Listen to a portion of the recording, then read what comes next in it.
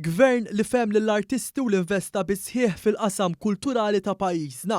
Hekk iddikjara l-Ministru għall-Wirt Nazzjonali, l-Arti u l-Gvern Lokali José Herrera f'konferenza tal-aħbarijiet bit-tema Malta li rridu għal uliedna, fejn hawnhekk semma ħemel ta' miżuri fil-budget għas-sena d-dieħla li se jkomplu jsaħħu dan is-settur f'pajjiżna. Fil-Valletta Design Cluster il-Ministru Herrera għal kif din is-sena ġew invutati 9 miljun euro aktar mill-budget tas-sena l-oħra f'dawn l-oqsma. Investiment li jikkontrasta bil-kbir ma' dawk li kienu jiġu investiti qabel l-2013. Il-Ministru qal li dan il-Gvern ma waqafx xejn. Dan huwa gvern li sema, fem u deċida favur l-artisti u l-kreattivi. Budget li wera fiduċja fis-settur artistiku u kreattiv. Mhux biss, iżda wera li dan il-perjodu ta' rkupru mill-pandemija, il-Gvern xorta sab il-fondi neċessarji sabiex ikompli jistimula u fl-istess waqt jipproteġi is-settur kulturali. Budget illi jaħseb għal futur sostenibbli tas-settur kulturali u kreattiv Malti.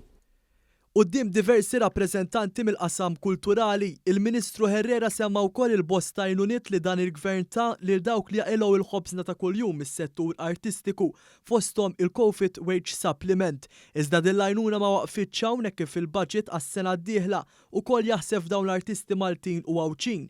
Fost dawn hemm miljun euro għal skema ta' garanzija l-attivitajiet artistiċi indipendenti sabiex jiġu rkuprati spejjeż minħabba restrizzjonijiet mhux mistennija. Iżda wieħed ma jistax jinsa wkoll it-twettiq ta' weda elettorali oħra fejn ir-rata tat-taxxa ta' dħul għall-artisti ser tkun imnaqsa għal 7.5%. Kif imħabbar fil-budget għas-sena d-dieħla fil-ġimgħat li ġejjin se tinħareġ sejħa sabiex il-makkinarju li jintuża l-karrijiet tal-karnival ikunu ħbieb tal-ambjent billi jintużaw vetturi li niġsu anqas.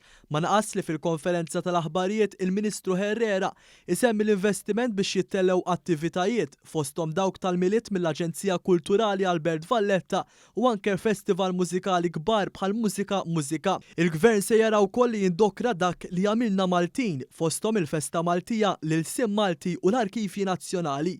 Kien hawn li l-Ministru Herrera għalli matul din is-sena sar xogħol sabiex il-Festa Maltija tiġi rikonoxxuta mill-UNESCO bħala wirt dinji. Fix-xhur li ġejjin se jsir ukoll xogħol ta' restawr fuq bosta siti storiċi f'pajjiżna.